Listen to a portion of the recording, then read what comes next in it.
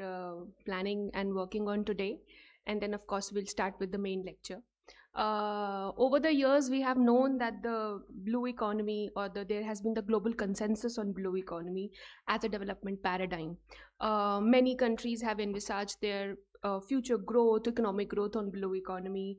There has been expanding blue voice that we call. There are national, regional, even at the G20 level also, countries are working on the oceans. They have a policy, national policies. They have strategies on blue economy, ocean economy. Budgetary provisions are being provided to the sector. Different countries have blue economy models, for example, Mauritius, Seychelles, Bangladesh, etc. And we know that blue economy is itself is a multi-sectoral sciences. It is spread across a lot of sectoral coverages. There are traditional sectors, there are emerging sectors, and given the emerging challenges and the untapped potential that these sectors have, it becomes necessary to do a systematic measurement of the blue economy when we are talking about it.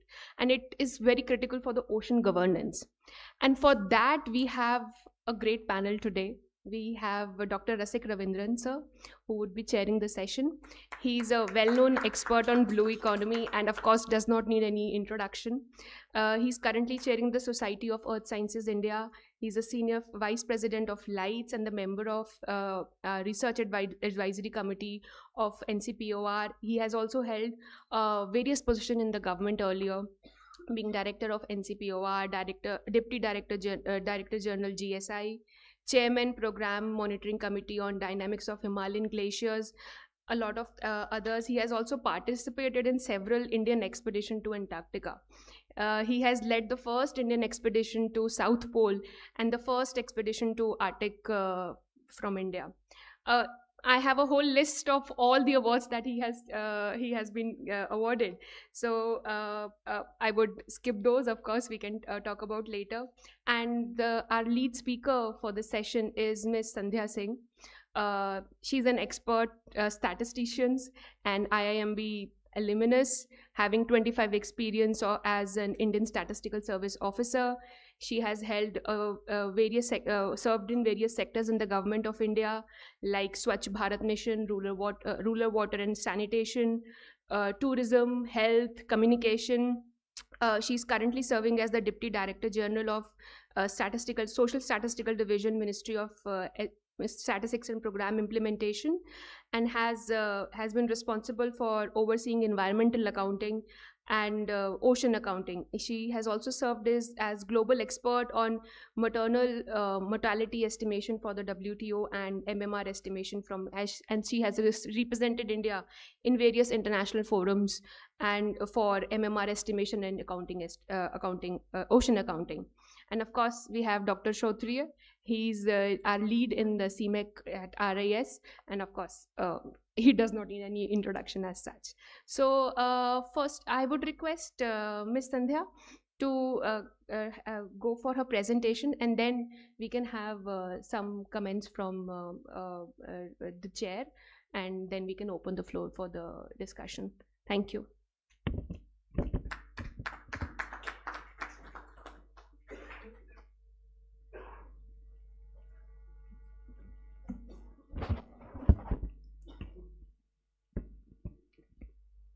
Thank you, Pankhuri. Good afternoon, everyone. As Pankhuri has already introduced. Sorry. So today I will be talking about the blue economy contribution and its what are the perspectives in future and how it is contributing to the India's GDP. So I will be looking at what is the present status, where we have to go forward and how we have to go forward, what are the gaps, what need to be done in order to reach to our target. So with these objectives,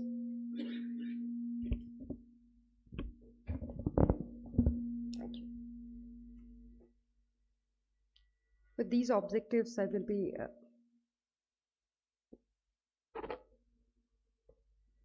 will be giving a small presentation and then we can have a discussion. So with your permission, sir, I just start.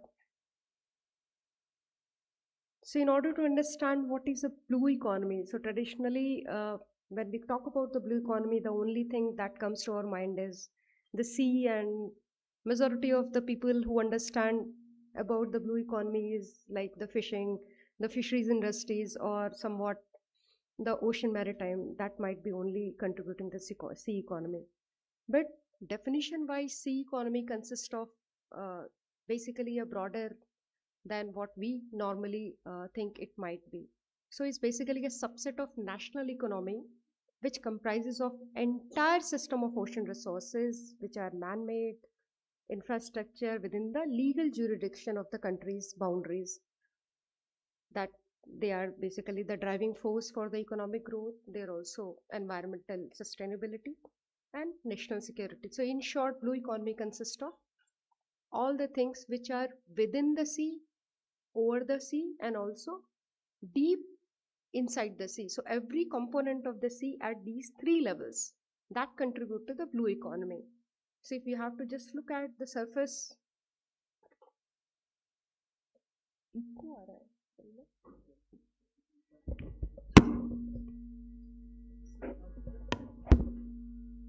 Sound तो है,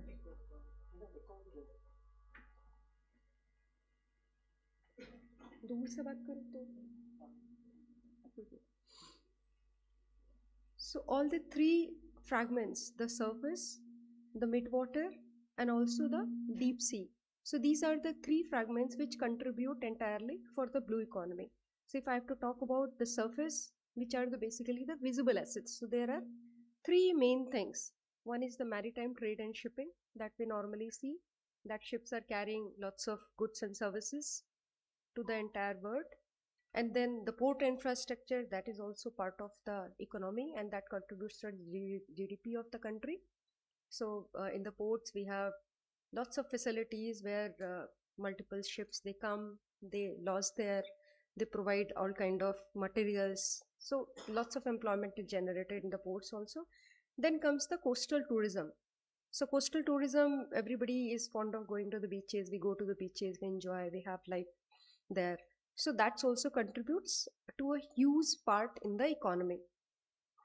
Then comes the water column, the biological assets. So in the biological asset comes the fisheries, the fishes, the maritime fisheries, and also then mariculture, which is now developing into different kind of cage farming, seaweeds, etc. are being generated as part of this. So this is, mariculture is basically, instead of culturing the fish or related products in the white water or the surface water, things are created within the sea water in the same kind of conditions. So that's how it is a new culture which is coming up. Then marine biotechnology is also there. So lots of different kind of medicines, pharmaceuticals, also biofuels and enzymes, they are coming from different sea creatures which are living at different layers of the sea. So lots of inventions are being done. There are multiple kind of medicines which are being produced out of the sea creatures, enzymes and proteins, because the sea creatures who are living just beneath the sea in extremely hard kind of conditions, extremely not livable kind of conditions, they create metabolic proteins and all those which are not easy to find out in any of the surface animals or surface uh, agriculture or surface things. So those are being exploited for this purpose. So that comes under marine biotechnology. And then comes the deep sea, uh, which are the emerging assets. So one is the deep sea mining. So above the deep sea at around 6,000 kilometers, 6,000 meters, there are multi-metallic kind of modules, potato kind of structures, which are rich in nickel, cobalt, and other kind of rare earth metals. So everywhere in the sea, they are plenty available, and there are technologies now coming up from which, using that, we can get all these things from the deep sea. Then offshore energy. So we have been looking into like wind power. So coastal windmills, everybody might have seen when we go to the coast, lots of windmills we see. But apart from the windmills, there are tidal powers uh, which has lots of energy, and they are being explored to generate lots of electricity, lots of energy, which can be translated as non-renewable and also green energy. which will be helping in order to generate more value for the ports, for other supplies which are required in the sea areas. Then is the submarine cabling, that also a deep sea infrastructure. So we all are connected through internet, and you will be surprised to know that these cables, which are deep down at the seabed level, were started as early as in the 1870.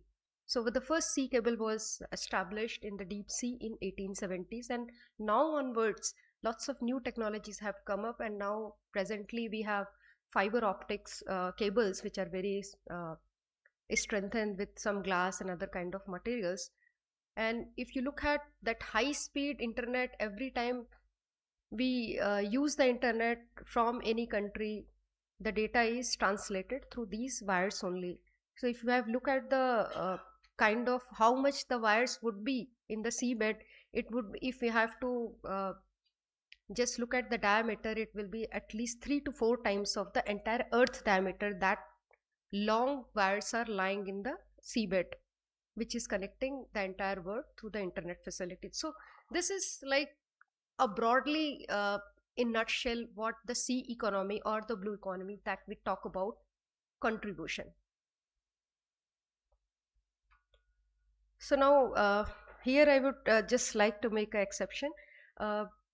Presently 7,517 kilometer is not the coastline. It has been revised to 9,000 kilometer, but in somewhere you will find that it is 11,000 also. But earth sciences may correct me that it's being curtailed to 9,000 only. 11 is because last time when I met someone from the earth sciences, they said that we are not advocating for 11,000, only for 9,000. It's notified. Okay, so I make myself corrected. It's not 7,517, it is 11,000. Sorry in my presentation because this was everywhere, so I just use this. Anyway, so if I have to look at what is the vastness and where the India can sustain, or where India can leap into the blue economy, so we have got a huge territory, roughly around 11,000 kilometer of coastline we have. This coastline comprises of 1,382 islands and also 9 coastal states. So we have a huge coverage in terms of manpower, in terms of facilities, and in terms of natural habitat that we have in the territory. Trade-wise, around 95% of India's trade by volume, the maritime trade, the merchandise trade, happens through sea route only. And if I have to look at the infrastructure, the ports, we have 12 major ports and 187 non-major ports. They all together, they consist of around 1,400 million tons of cargo every year. So that's a huge volume that's being handled by these ports, and every time the infrastructure is increasing, and we are forecasting that this may increase to many-fold. And human capital wise also roughly around 4 million people, especially the fishermen and coastal communities, they survive for their livelihood in the blue economy or the sea. So basically, if I have to look at the current baseline, the blue economy contributes around 4% to the India's GDP, but it has got a big baseline which can still be explored. So like in the previous slide, we have seen that 95% of the merchandise trade is happening through the sea. But looking at this huge number, 95% is a big number. So entire economic value or the EXIM or trade transport which is happening through the sea, but only contribution is 4%. So it means there is lots of gap which can be tapped in order to get more contribution of the blue economy into the GDP. Even there are roughly, if I have to look at only in the fisheries sector, roughly around 2.8 crores of people are directly employed by this sector in India. India is producer of 8% of the global fish production. So that's a big contribution, and that's how India is ranked 2nd in the world. And in the last one decade, from 2014 to 2024, the seafood export of India has also doubled. So it is roughly doubled in 10 years. So we are seeing that in another 10 to 20 years, it may be many-fold. So existing foundational sectors which are currently serving to the GDP of the country are fisheries, that we can straight away see, then shipping and ports, offshore oil and gas. Oil exploration is happening in this from the seabed, and there are from the gas also roughly around 50% of the amount of gas required is self-generated from Indian coast. Coastal tourism is one, and marine biotechnologies, which is also in a big way contributing to the current GDP scenario. So like I was talking about the huge gap. So looking at the huge gap of 95 to 4% contribution to GDP, India has now targeted that by 2035 we should aim for getting to the figures of 12 to 15% contribution of the GDP in terms of blue economy to the entire GDP of the country. So achieving this leap requires moving beyond traditional extraction and aggressively scaling next generation maritime industries. So what can be those maritime industries? So for that purpose, now if I have to look at what is the global blue economy contribution, globally also the blue economy contributes to around 3 to 6 trillion of annual turnover to the entire global economy, which generates around 260 millions of jobs only in the fisheries and aquaculture, and 100 billion per year is the contribution to the global economy. So these are the global numbers. So it means there is a huge potential in this sector which can be explored in terms of India as well. So in India, what we are doing presently and where we can look into. So fisheries and aquaculture is one sector.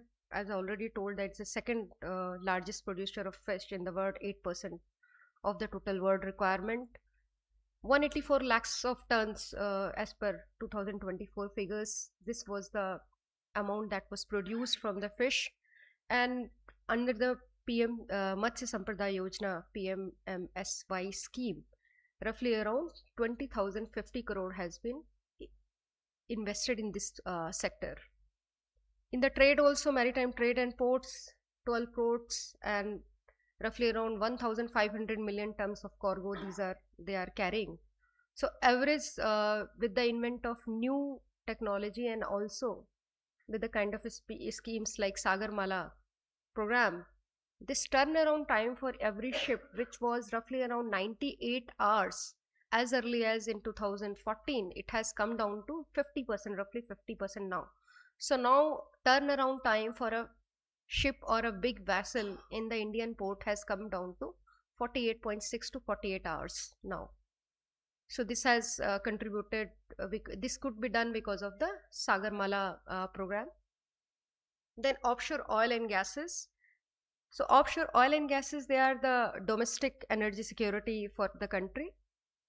30% of the domestic crude is coming from our own, especially the Bombay High shore area. And also 50% of the natural gas which is required in the country is coming from the our sea only. So it can again be explored more and looked into. The maritime tourism also is an emerging sector. In this, 12 blue flag beaches have been identified, which are supported by Cruise Bharat Mission and Swadesh Darshan Yojana, which has recently launched by Niti Aayog. They have brought the Swadesh Darshan 2.0. And for this purpose, Lakshadweep and Andaman and Nicobar, they are being developed to attract different kind of tourists from India and the international as well. So just to look at what can be the drivers, the government of India, especially with the vision of the Prime Minister, who could see that how blue economy can be looked into, as in his word only, the Prime Minister has said that to me, the blue chakra or wheel in India's national flag represents the potential of blue revolution or the ocean economy. That is how central the ocean economy is to us. So he could see that within the Indian flag, the blue chakra, which is very central for the country's pride, the flag. Similarly, the blue economy is that central to the economic growth of the country, to the GDP of the country. So in order to make it that prominent, a 7-pillar strategic framework has been prepared, and it has been named as the Blue Chakra, Blue Economy Chakra. So this framework consists of national accounting framework and ocean governance in order to have proper governance and management of all the resources. Then coastal marine special planning and tourism. So with the use of special marine planning, different kind of stakeholders can be given different priorities, and everybody can influence from the sea products or the sea side area as per the requirement, and also tourism.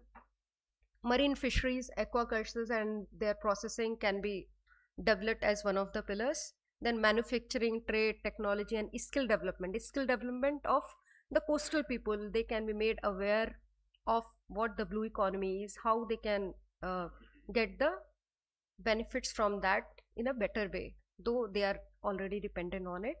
Then logistic infrastructure and shipping is one of the pillars.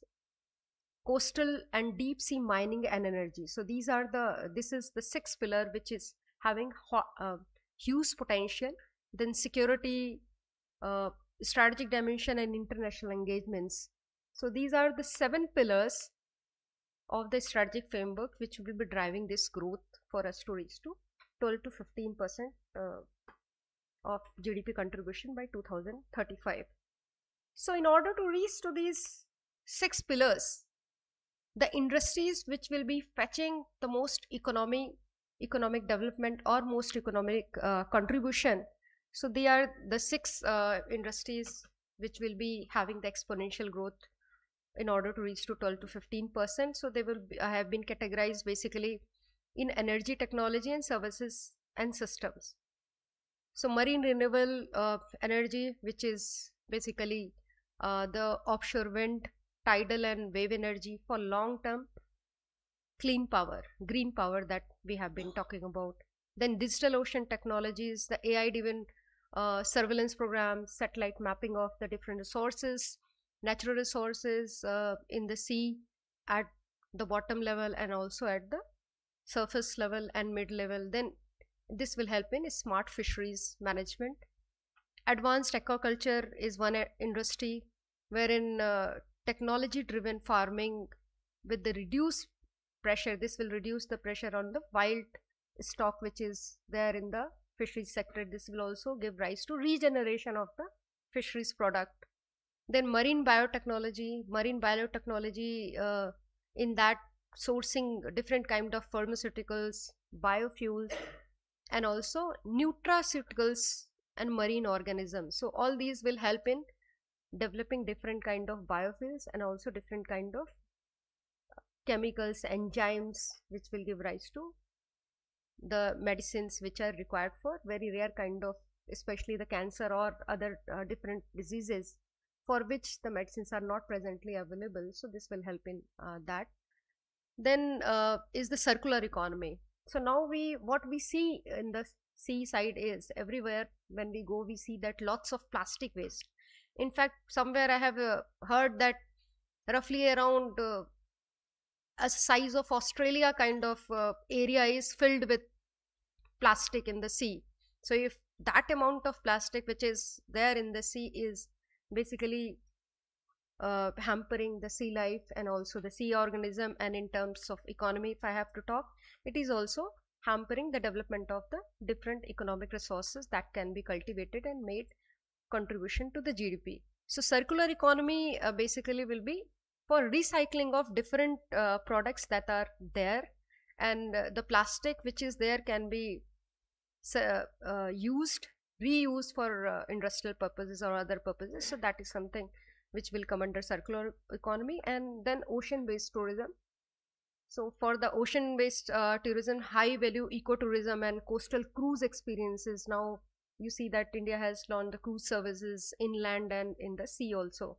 So that is also having a huge potential. So these are the 6 emerging engines or the economies that would be helping for us to reach to the target of 12 to 15%.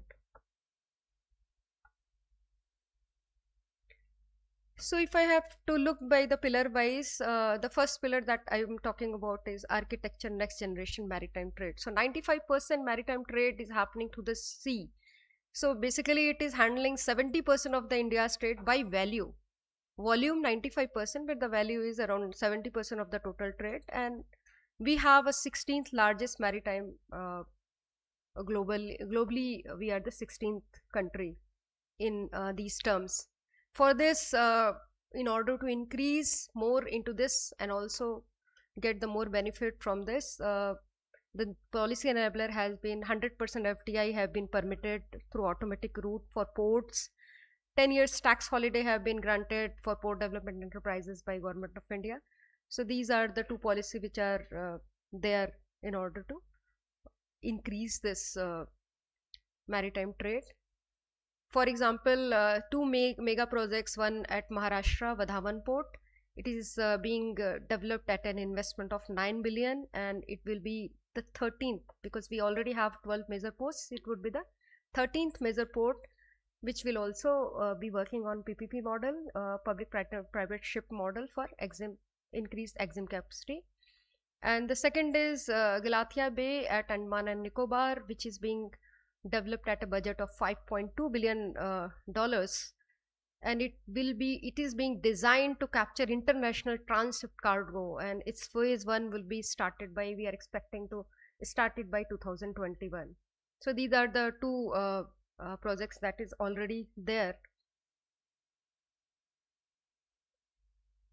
Then in order to transform the logistics,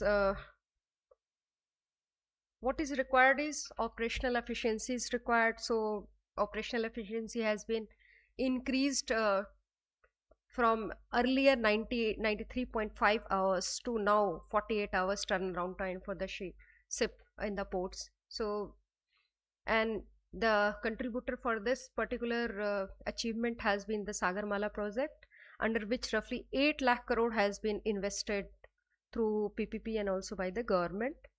Then is the Amrit Kal Vision 2047, under which roughly around $916 billion contribution have been initiated, wherein roughly 300 plus new initiative and mega projects are coming up. The two, which the Andaman one and the Maharashtra, are also lying in this book. So if I have to look at Sagarmala project, which is one of the main project which is giving maximum thrust to the maritime trade. So it is majorly focusing of shipbuilding facilities, then multimodal logistic parks and coastal economic zones expansion. So governance, etc. Everything comes under the Sagarmala project. So under this project, for 30 years shipbuilding plan have been initiated. So there would be a master plan for greenfield indigenous shipbuilding under the Atmanirbhar Bharat initiative, that will focusing on energy efficient designs like LNG carrier and shoaler fishing boats, etc. So major focus is towards the green initiatives and green energy based shipping. Then maritime clusters are being developed. East and west coast both shipbuilding are being developed in under the MSME ancillary support. Then there has been a PPP model for mobilizing the fund for ship repair, port equipment, cruise terminal and technology development. So all the three things, the technology, the finances and also the planning support has been provided for shipbuilding facilities under the Sagarmala project. And for multimodal logistic parks, a national multimodal network on a digital grid has been created to slash the last mile transit costs. So the second pillar is scaling the fisheries and aquaculture ecosystem. So in which the KPI has been the production as of now in 2024, 184 lakh tons of fish has been produced in India. India is now the second largest producer and having 8% global share. It is supporting around 30 million livelihood and presently in order to uplift this particular area, a $324 million amount of budget has been allocated to Ministry of Fisheries in year 2026, FY 2026. So there are two programs, PMMSY and FIDF, which will be basically looking at the modernization, biofloc, recirculatory system. This will also be having capital subsidies up to 60% for marginal communities. So in the fisheries sector, what Blue Revolution will help in? So the scale of production, which was like manual, man-made, and though we could achieve second position in the world, not because that we were doing very good, but because we have got a big coastline and also lots of natural capital in terms of fish. So this was there, but with the strategic investment, with the new scheme support, we are seeing that it will be a green transition instead of the old fashioned vehicles or the fishing boats. Will be having the now the new technology, and with the AI enabled maps, wherein we will be able to look into where the fishes are, where the fishers should go. Now the Enquiry Center, which is there in Hyderabad, they have developed technologies. In fact, they have developed such a technology that in a matter of few seconds, all the fishermen are given critical signals in terms of if the any kind of uh, typhoon or any kind of uh, what to say, disaster. Yeah, so disaster signaling can be done in fraction of seconds through mobile phones. So lots of people are getting benefit of this, and also where most likely the fishes or the different other components might be, so that is also can be up to like 90 to 95% accuracy they are able to tell to the fishermen. Apart from fisheries sector, we have marine renewable energy in terms of tidal energy and also wave energy. So 70 gigawatt offshore wind potential is there, which is basically concentrated in two states, Gujarat and Tamil Nadu. So they are doing it, and around viability gap funding, which is government of India is providing USD 894 dollars is being provided for this renewable energy, and biotechnology also, marine biotechnology and deep sea mining. So under the deep sea ocean mission, 418 million budget has been kept, and roughly around 15,000 plus marine species for pharmaceutical, nutraceuticals and biofuels are being explored under this scheme. So pillar 3 is engineering sustainable coastal tourism. So for sustainable coastal tourism, 12 certified blue flag beaches. Of these 12, two are the main one are Shivrajpur and Golden Beach. They have been identified under Swadesh Darshan Yojana. There are 57 new sites are being developed, and India is also looking into India's first water villa and premium eco resorts in Lakshadweep and Andaman and Nicobar. So they are already in terms of like in Maldives. India is also looking at all these.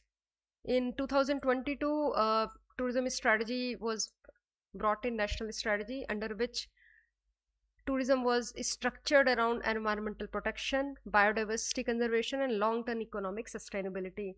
So ecotourism and coastal tourism has been put on priority. Then the new one, the Cruise Bharat mission, which is aggressively expanding, targeting around 5 million annual cruise passengers and development of 25 operational cruise terminals by 2047. So these are all in line, and they will contribute for the target of 12 to 50% GDP contribution. So the core principle behind the tourism has been ecotourism standards, Cruise Bharat mission. The core principle has been the coastal development must preserve, not degrade. The marine ecosystems that form the foundation of the tourism product, they need to be sustained for a longer time, not exploited and used in a small time. So the innovation enablers for this entire has been in the surface digital and logistics that will majorly impact. Then in the mid-water, monitoring of the sea resources and also the sea disasters. All these monitoring and efficiency of the turnaround time and also efficiency of doing the things online will be a big role player. And in the deep ocean, the exploration. For that, India has also applied for different licenses from the international authorities to reach to the different deep sea trenches where these rare minerals are available. So the policy that is catalyzing the blue economy, so it has started from 2021, September 21, when Deep Ocean Mission has come into play, under which $418 million investment for sea resources and development sustainable technologies have been put. In October 23, Maritime Amritkal Vision 2047 was conceptualized. Under this, 960 billion proposed investment spanning 300 plus initiatives have been put in. And in July 24, Green Tech Transition program was introduced for replacing traditional harbor tugs with cleaner alternatives, 100% green fueled, with more efficient systems.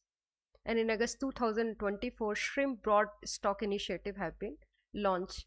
So in this initiative, Nucleus Breeding Center have also been created. So we have looked at how we will be trying to reach to the goal of 12 to 15% of the economy. But what can be the catalyst? That also we have looked into. But growth without sustainability is mathematically and structurally dangerous. Why it is dangerous? Because we have seen that overfishing, if we don't look at the sustainability of the fishes, critical depletion of wild fish stock that will threaten the baseline food security. The entire food security and food chain that will be threatened. Then marine pollution will also increase if we will not look into the circular economy. The acute accumulation of plastic waste that will choke the coastal economic zones. Then sea levels will rise. So if the sea levels will rise, the water levels will rise, and all the infrastructure that we are thinking of creating in order to harness the economic benefit of the seas, the port, all other infrastructure that will be eaten up by the rise, the sea itself. The sea will accumulate everything into it, and so that's why we need to look at that also, that sea level should not rise. Climate change, this will also altering the temperature will directly affect different sea organism and also the different coastal livelihoods. So we need to look at, so now the idea is like how we can look into the target of 12 to 15% with sustainability.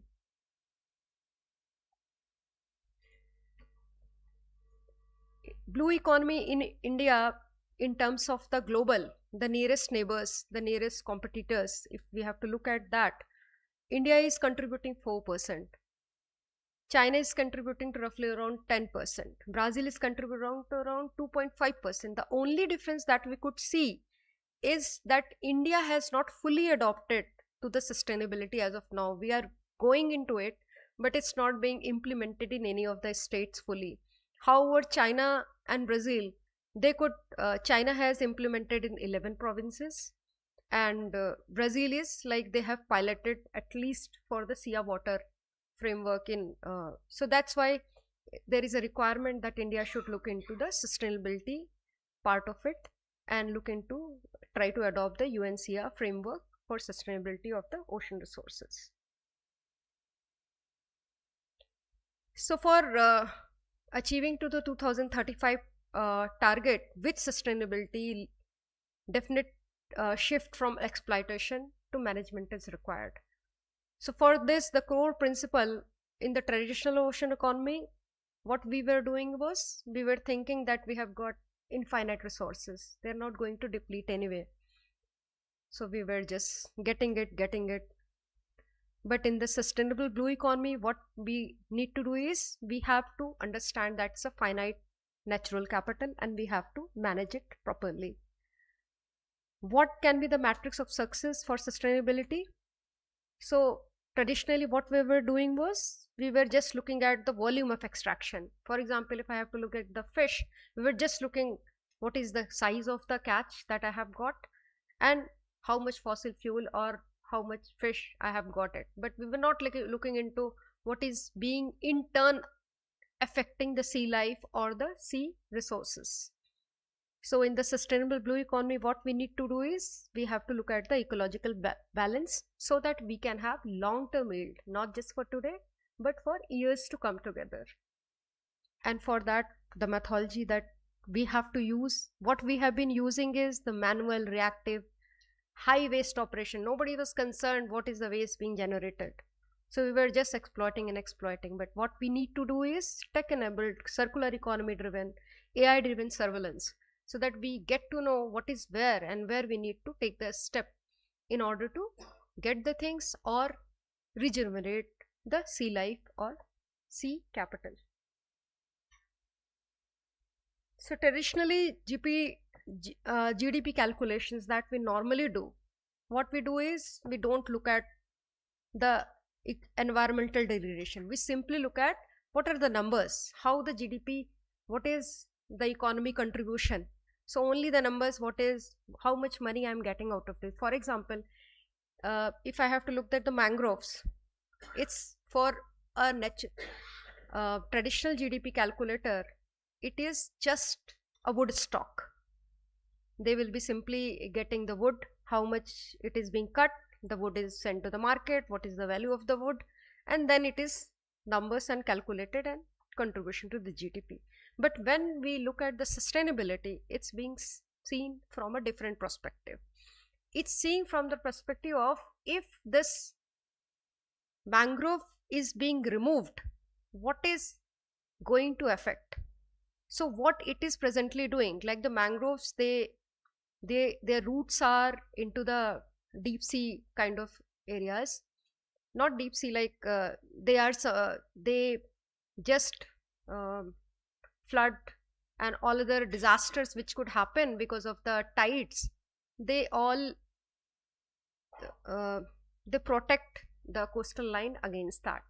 And also in the roots of the mangroves, different kind of species, they have their habitat, they live there, they survive on the roots. So if the mangroves are cut, this entire infrastructure will be wiped out. So basically, when as an environmental accounting person, I have to calculate what can be the contribution or what can be the value of this, what I will be calculating is if I remove this, the kind of protection that I'm getting from the mangroves, the kind of fishes that I'm getting from the mangroves, the kind of habitat my local people are getting from the mangroves, all that is quantified, and that amount of money is basically the economic value of having that mangroves.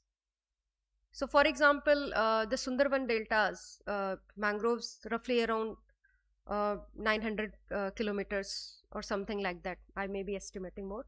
But if I have to create a wall to protect the floods, and also I have to create something, some plants or some kind of gardens where I will be protecting the fish, different species and all that, I will be using lots of money, maybe around 500 billion crores or something like that. So if I have to use that amount of money and which is freely available to me at present, so that's the economic value the environmental account will consider for that mango. So that is missing in the traditional GDP calculations. So that's why we come for environmental accounting.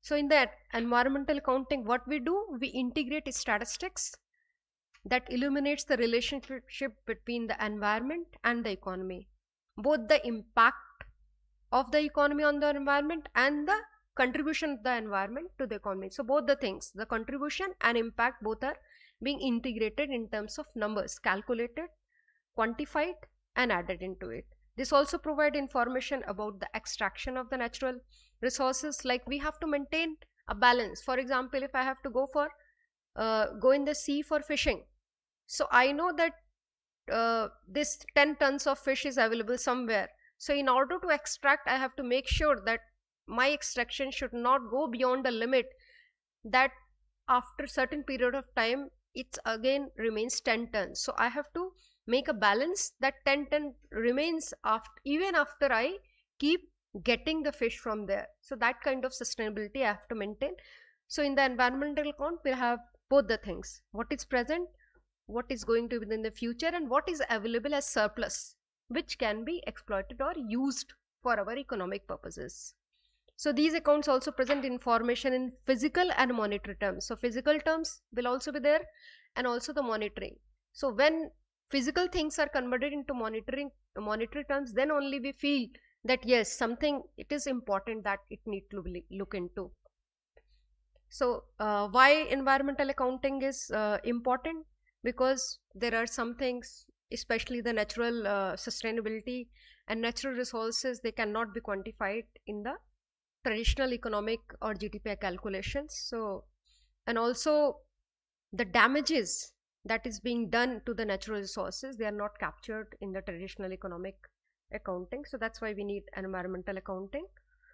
So for the purpose, United Nations System of Environment Economic Accounting, UNCR, we say it, have been come into picture. So it's an international standard for environment economic accounting, which was adopted by UN Statistical Commission in 2012.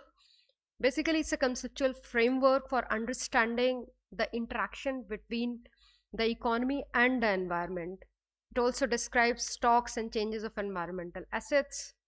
It's based on agreed terms, like different countries have got different things. So it's a standard kind of framework wherein each country, as per the requirement, as per the availability of natural resources, they have, especially in the sea or in their nature, they can tweak some or the other components and made as per their requirements. So SIA has, okay, she has two broad frameworks, central framework and ecosystem accounting. Apart from these two frameworks, they have got other, as per requirements, they have water, they have energy, agriculture, forestry, etc.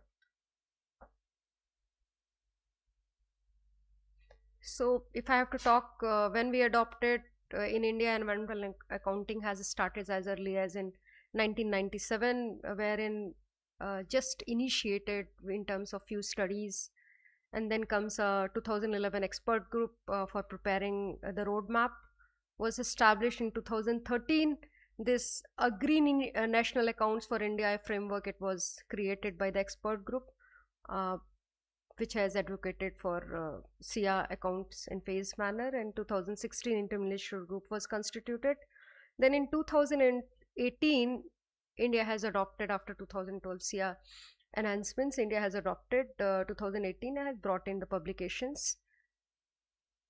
So within the SIA framework, why ocean ecosystem accounting is important? Because ocean accounts, they integrate records of regularly compiled and comparable data concerning ocean account conditions. They also provide coherent structures. They also provide the monetary, the physical, and also relevant information for decision makers to look into various aspects in the ocean.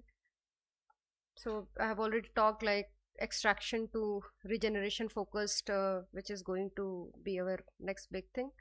So in India, ocean accounting has started as early as in 2012, and then as of now we have brought in the National Ocean Account Framework, so under which the tier 1 accounts have been prepared for at least 2-3 states. Kerala, Tamil Nadu are the pioneer in that. So for this purpose, both the Ministry of Statistics and Ministry of Earth Sciences, they have collaborated. So they are working together. Ministry of Earth Sciences is looking into all kind of data, because they have got the infrastructure and also scientists and all kind of technical knowledge they have. And Ministry of Statistics role is to take all the data and put in the environment format, and that's how, just for example, these three things like fish stock valuation, carbon storages, and pollution, all these trackings and other different trackings can be done. So ocean ecosystem framework that India has brought in, it's basically highlights different kind of accounts, and also the it follows the SIA framework. In India, what we have done is, because for as per our requirement, we have brought in only 8 ecosystems: mangrove, coral reef, sea grasses, estuaries, lagoons, sandy coast, coastal ocean water, and mud flats within the ocean ecosystem. So basically, environmental accounting transforms ecological health into a measurable economic matrix that will be part of it: mangrove, coral reef. So all these, they are available and they will be quantified, their economic values, for understanding how it is being depleted and what is the stock at present. So all the accounts would be prepared for at least a period of 2 years. So I will be able to know what is the baseline, how it has changed over a period of 2 years, and where the interventions I need to do, because it will be having the physical, the quantification, and also the kind of amount. So natural capital serves directly as the GDP of the poor, because the entire coastal communities, for their survival, they depend on the sea. For example, I was talking about the mangroves. So for the mangroves, the coastal communities which are there in the mangroves, they're fully dependent on, for their livelihood, for their food, and also for their protection, the social protection, the physical protection. They are dependent on these mangroves. But if the mangroves are removed, it's going, and in order to protect them from the problems that they will be facing after the removal of the mangroves, lots of infrastructure have to be built. So that's how the things which are freely available to the poor is also an economic contribution. That's why we say that it's GDP of the poor. So the blue economy framework, basically it's a balanced institutional growth. It has economics, ecology, technology, and policy. So all these things come together, and then an institutional context framework is prepared, where multidisciplinary targets and frameworks are created in order to ensure that economy sustainability both are enhanced. So these are the 6 focus areas to operationalize this ocean accounting framework. So again, it is inland waterways for logistic, then carbon shipping, low carbon shipping to promote global climate mandates, like green kind of energies are being used. Marine renewable grids are also for post-coastal infrastructure, then encouraging blue finance and specialized insurance for climate resilient projects. So what can be done is, in order to finance different blue economy projects, we can look into like green bonds. We can bring in blue bonds and capitalize on the capital markets.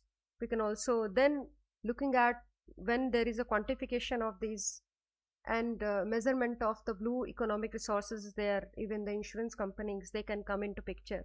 They can also look for the insurance. So this will also give rise to one kind of infrastructure, and also the communities in the coastal areas can be subsidized for blue infrastructure. We can also invest in the skill development and advanced marine and R&D technologies, and strengthening the port. So therefore, what we understand is that maritime infrastructure is not just working alone in silos. It's about the integration of everyone, the integration of the government, the integration of the industry, integration of the academics, the coastal communities. This will give rise to millions of job creation, and also it will enhance India's position, and may in future India can be one of the leaders in the blue economy, because we have got a vast area and we have got vast knowledge. And we can also, being a developing country, we can be the teachers or the mentors for all other development countries which are having similar kind of situations or who are working on the similar kind of platforms. So these are the assets, coastal assets. Then CR framework is basically for the sustainability, or establishing a blueprint for leadership in the global south. So basically, uh, in the southern region, India is the highest kind of having the largest coastal line. So therefore, India can work as the leader for promoting technologies that India is having as of now. When I visited Inquiries, they told me that they are providing lots of information, especially in terms of the Indian Ocean, to all other Indian Ocean countries. Not only the developing countries but also the developed countries who are asking for any kind of information, digital information about the sea temperatures or about the real time sea condition, health, and climate change. So this is the operational roadmap for blue economy. So that's what I think. I can just stand up because Thank I you, keep thank you. going. A big round of applause for Sandhya ji. Thank you. Thank you very much I'm sorry I've taken much time. No, it's wonderful. And as she mentioned, the coastal community and the seas are not only the GDP of the poor, they are GDP of everyone. The ocean accounts for almost more than 50% of the oxygen produced. And the breath you are taking, the every second breath is from the oceans. And to explain all this, we have a very distinguished scientist from our scientific community, Dr. Rasik Ravindra sir. May I now request you to kindly give your comments? Please. Professor Sandhya has given a very elaborate views on the blue economy, and I think she has left hardly anything that anybody can add to that. But just to summarize a few ideas, I think it is the India's view on blue economy. They are dependent on the balance, driving a balance between the economic growth and the environmental sustainability. So these two things, if you consider together as a bucket, where you have to have the economic development and you also have to consider the environmental sustainability, then only you can really encash the fruits of the blue economy. And then you will also be in line with the Sustainable Development Goal of the United Nations, as she said, 14, 15 and others. But the point to consider here is that the concept of blue economy is, I can say, is comparatively a recent one. But much before that, in 1980s and 81, when the Indian Ocean Expedition was launched by the international community, and Professor Panikkar was the man who took a lead in that. That was actually the period when the seeds of the blue economy were laid out. And then the result was two very great results were there. One was the establishment of National Institute of Oceanography, and second was the program on the polymetallic nodules. So these polymetallic nodules, if you know, they are the sources of manganese, copper, lead, zinc, and perhaps the minerals that we didn't know at that time, the critical minerals. So subsequently, when we had this blue economy concept and all that, much before that, we had something in our minds about taking resources from the oceans. For example, if you go back to the development of the NIOT, National Institute of Ocean Technology, they were pioneers in developing a low temperature thermal desalination. Very simple technology where they could pump water from the deep sea, cold water from the deep sea, bring it up in a vacuum, and then convert it into the drinking water. The result was so fascinating that the three major islands, in Lakshadweep, the entire health position of those people changed, drastically changed. And then there was a survey conducted by there's a group in New Delhi, National Economic, they do the surveys. And their comment was that the advisory, the fishery advisory that is being given by the enquiries, and the other, this fresh water which is being supplied to the local islands, this in fact is contributing to the GDP, maybe indirectly. But you consider the byproducts, the health conditions of those people, islanders, which has drastically improved. or the trawlers which used to burn lakhs and lakhs of the fuel, that has been reduced because now the fishermen know where they have to go, where they have to catch the product. So these things are not directly related, but then they have a huge impact on the sustainability, on the growth and all that.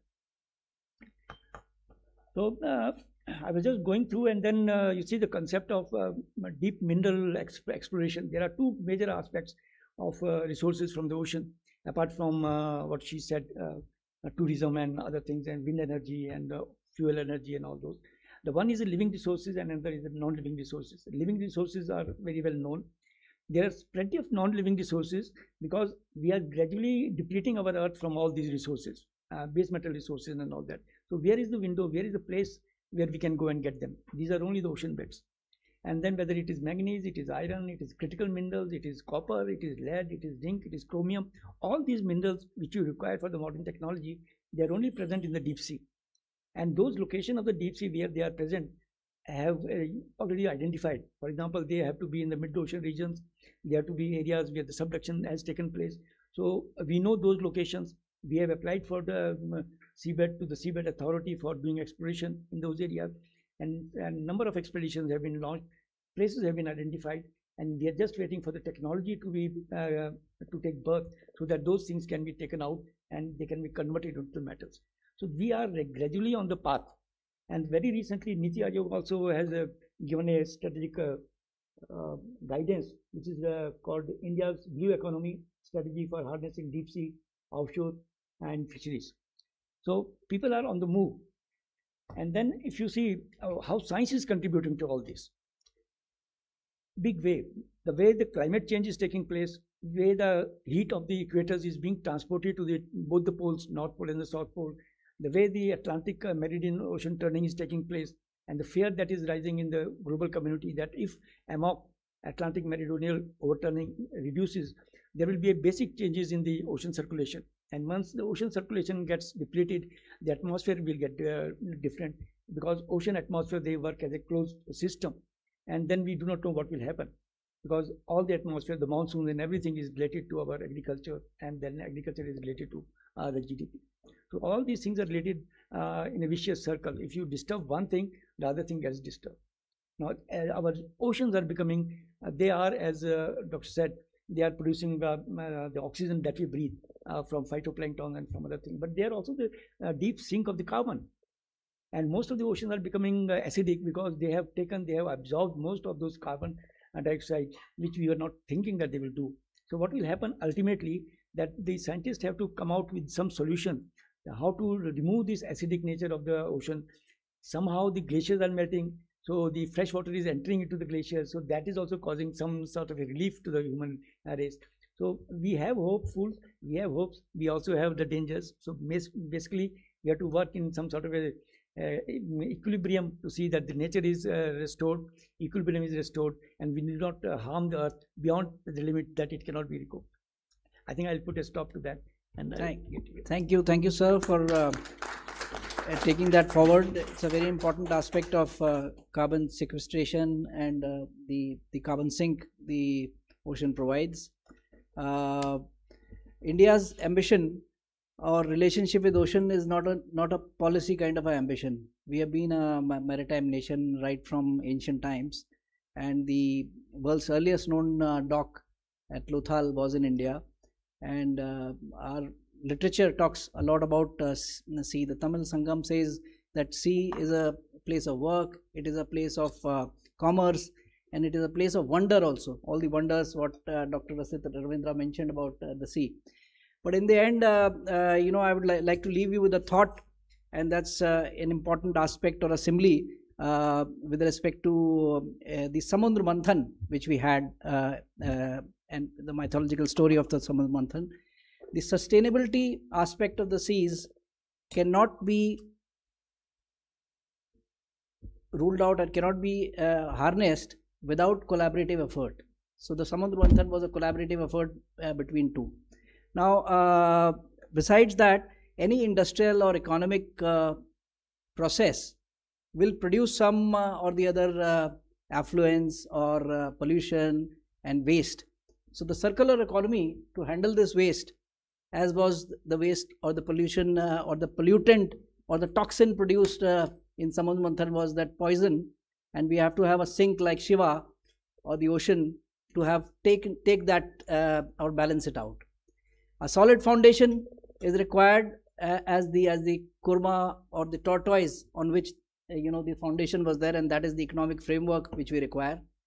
So taking back all these abundant gifts which emerged during the Samudra Manthan, the Kamdhenu and the Amrit, and so many abundant gifts, as Dr. Rasik Ravindra is mentioning, the critical minerals, and so they will emerge only if we harness this technology, harness this Samudra very sustainably. So with that thought, I would like to thank all our panelists today, Dr. Ravindra, an eminent scientist, Ms. Sandhya Singh. She is now researching in the field of finance and technology, and she has taken some sabbatical from MOSPI, and now she's into the world of finance. So I would request her to dwell more into the world of blue finance, because that will take our country much forward, because we got a large potential. And I of course thank Dr. Pankhuri Gaur, who's again a very, very eminent researcher in the field of blue economy. Thank you very much for being present here today. May I now request the admin team to kindly help us felicitate the eminent speakers who have come today. Yeah. Please, any questions? You are experts sitting here. Yes.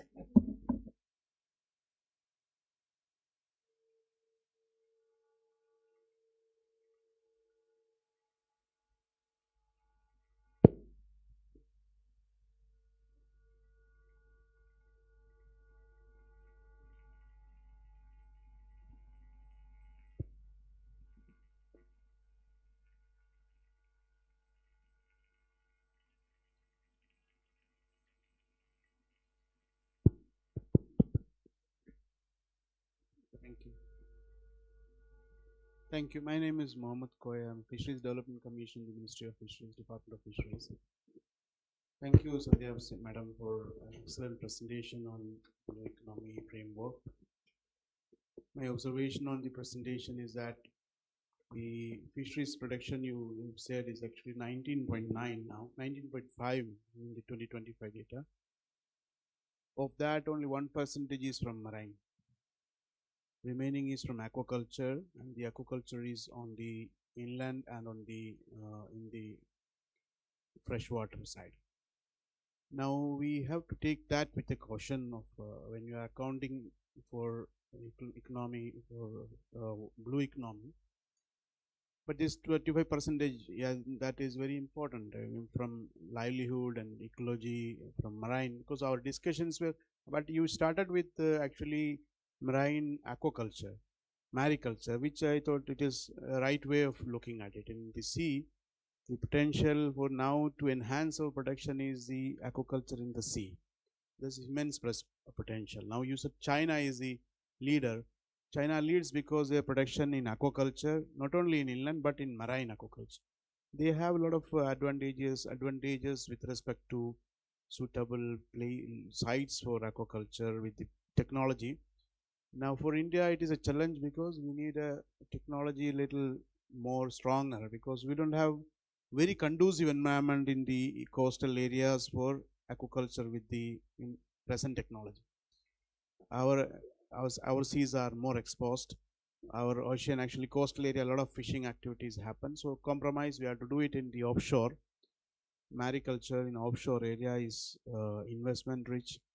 It has a lot of challenges with environmental conditions. So the technology again. So in the framework, in the operational framework, what you said, it ideally need a place for marine offshore, marine aquaculture, especially aquaculture in general, is an important one which we need to figure out. I think it was missing in the operational framework what you mentioned. So because food source is actually not from wild capture. Now we are not expect wild capture to contribute to our food sources. It is from aquaculture. Globally, that is a practice. The global trend is recently changed to around 50% from aquaculture, but in India it was I think since 2000, early 2000, mid of 2000, we have taken over, aquaculture taken over the wild capture fisheries. The global trend is only last year it took over from wild to aquaculture. So we are ahead in, but our aquaculture was on the inland and on the land-based aquaculture with shrimp focus on shrimp. Shrimp is contributing around 60%, and the export is around 72,000 crores, which is main part is from shrimp. So these kind of dynamics will also be figured out in the framework and in the operation. Thank you. Also, you would like to enlighten the audience about the deep sea fishing aspect of it and the prospects where mesopelagic catches and all, which we don't do, and their relation with respect to marine biotechnology, which is also very important here. Yeah, actually, the next paradigm for wild capture fisheries is the offshore fishing with deep sea focus on deep sea. We are already fishing in the EZ. We have around 200 nautical miles. We are seeing the EZ for the bottom and midwater pelagic resources in the near coastal area, but in the offshore, tunas and mainly tunas because it has a good economic significance. But the other non-conventional resources was Shishis have told, the myctophates and the deep sea squid and few other resources which is in the high seas or in the EZ and the high seas in the vicinity of our country, and of course other resources in the polar and southern oceans. These are opportunities which we need to explore to sustain. Since you have raised the issue of the polar areas, I'd like to add here. Very recently, India has decided to go to the southern ocean beyond the Antarctic convergence and to touch the Antarctic waters also, and encash the CAMLR quota of India, because we are a constituent of the CAMLR Convention on Conservation of Antarctic Living Resources. So the rules are being framed because the Antarctic Treaty, which was the Antarctic Act of India, which was passed in 2022, it didn't have the particular rules for the fishery as such. It dealt on a very large scale on the Antarctica, operations in Antarctic, science in Antarctic, but we had very few coverage on the fishing in the Antarctic waters. So these rules are being framed now, and I think we, the institute in Cochin, the CMLRE, they are already working towards encashing this provision which is given in the commission, and take some of the toothfish and krills from the deep waters of Antarctic convergence. Thank you. Actually, sir, it is an excellent initiative by Government of India to have a framework for exploring the Southern Ocean resources. It is working on, and we compliment the Ministry of Earth Sciences for taking that. We have regular expeditions to Southern Ocean. So thanks for the clarification. I will take into account what you have said. And the young researcher has some question to ask. Firstly, for this insightful session. So my question would be, as we talk about this kind of cruise development across states, so can we also use this inland waterways like water taxis? In one of the futuristic city, Amaravati, they've shown these images of water taxis. So can we expand this to other cities as well? And also seaplanes. Can we also include these in the tourism? And also in the fragmented world order, how can we ensure that our crustaceans or our fishes could export to developing countries? Because this tariff session, when we saw that Andhra, which is also one of the blue economy, like it depends on the aquaculture, it has taken some shocks when the US market has kept some tariffs. So how can we diversify our markets, and what role can this non-coastal states can play in this like in the role of the blue economy, non-coastal states? Taxis, we are already, Cochin water metro is existing, where we are having 75 odd water transport. They are all electric ferries. So similarly, 111 national waterways have been notified, and they have been notified not only for cargo but passenger movement. So there is an effort towards, you are aware about the Namami Ganga project. The Namami Ganga project has got 4 pillars. Nirmal Ganga, related to the purity of water and quality of water. Aviral Ganga, related to the river basin management of flow on water because of all this. Earth Ganga. Earth Ganga is related to the economy, which it can generate, what our friend from the Ministry of Fisheries talked about, the inland fishing. And the Gyan Ganga, because all that is a circular economy, it comes together and it gives you a lot of knowledge. So that's the source of knowledge also. So that's as part of the inland connectivity and jetties and other things. What was your second question?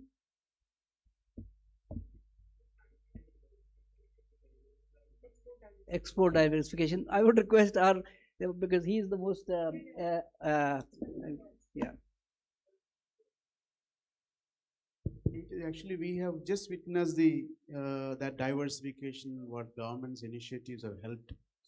We are actually, in the last 1 year, we were subject to a severe trade related. Our major trade is actually shrimp, and shrimp goes to USA. USA had been our. Now this opportunity, what the USA posed to us, helped us to diversify. In fact, our production, our export increased by another 10,000 million. Like, it has become from 62 to 72,000. 1,000 crores. So it has only helped us to increase, and that is because our entrepreneurs or the exporters quickly go to new markets, mainly the eastern markets in the east. We could sell our products, and then with shrimp itself, because shrimp, we thought only Americans eat shrimp. Shrimp is going from us back to America only, but in another form from someone else. So we had actually the Ministry of Commerce and the Ministry of Fisheries working together. The government actually facilitated the exporters, the industry, and with all that facilitation, they have only done better. So diversification is part of it. Business, the people know where the market is available. They quickly material flow there, and we make use of the benefit.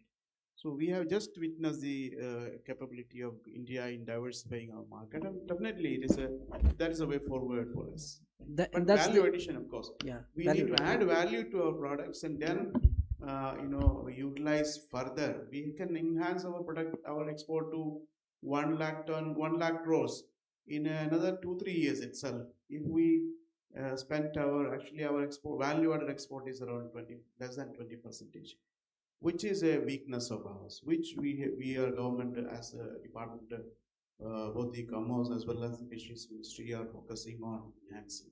Value chain integration, the byproducts and the further products out of the fisheries. Of course, they are more. Yeah. Yes. So, Dr. Pankudi, would you like to? I'll just add on to what Sir said, that India is also focusing on. You can see that we have launched quite a few FTAs with different countries, even on the developed countries, where we are focusing on Europe, Australia, and even we already have FTAs and bilateral agreements with the East Asian countries.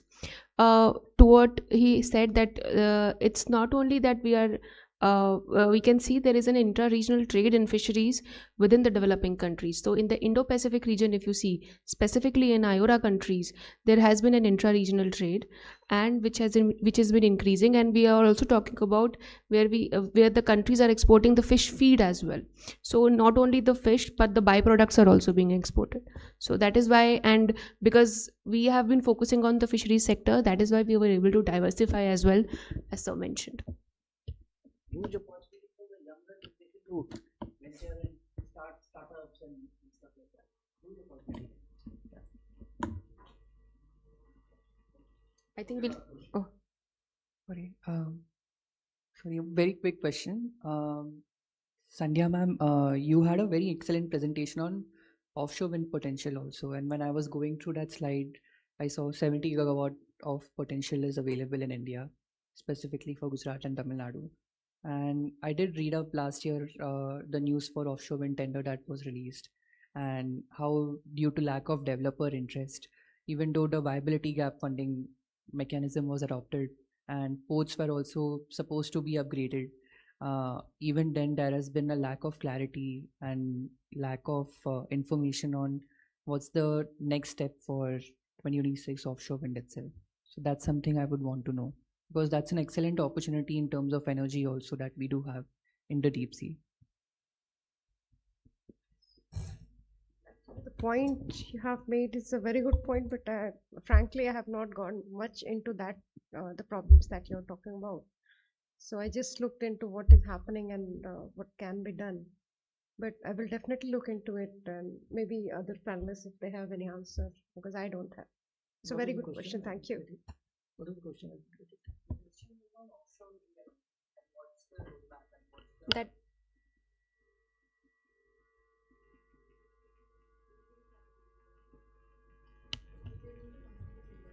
Yeah, offshore wind technology is there available, and I think in Andhra they are working on that. Especially if the tidal energy, people are working on that already. They are working on that. So, some work has already started with respect to owning the complete value chain, the turbines and everything. And Adani has done some good work in Gujarat, and they have not reached those potentials what she brought out, but they've started with aggregating at least to the tune of 500 megawatt through offshore wind energy. All the ports have also been told to create microgrids with respect to not only the solar potential of these ports, where you will find, like in Vizag port, if you go to Vizag, when you are traveling toward from the city towards the port side, you would find a huge solar panel. So that's owned by the Vizag Port Authority.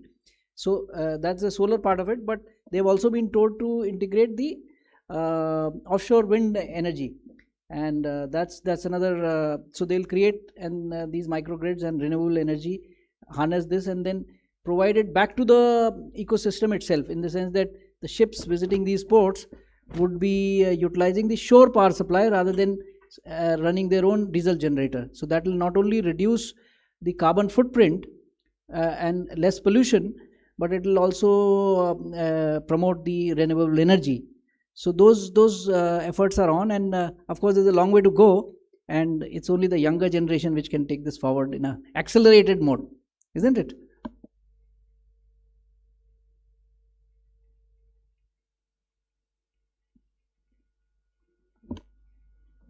Yeah, thank you very much, and a big round of applause for the panelists here.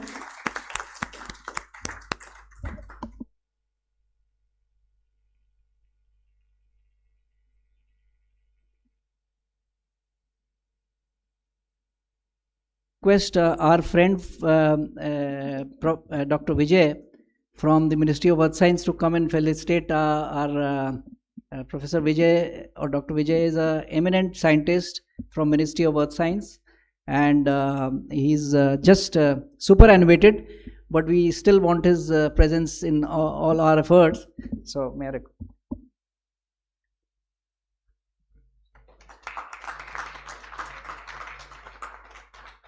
It's an honor to receive from one of my old friends. Thank you.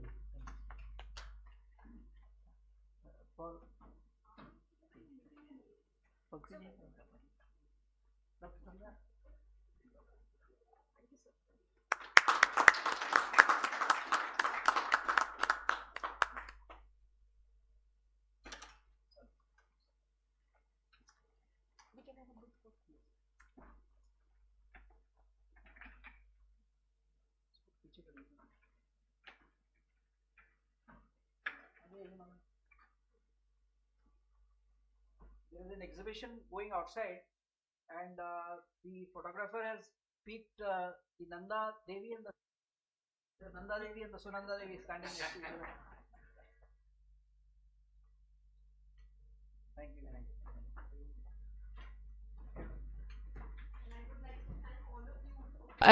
attending this event. Thank you so much.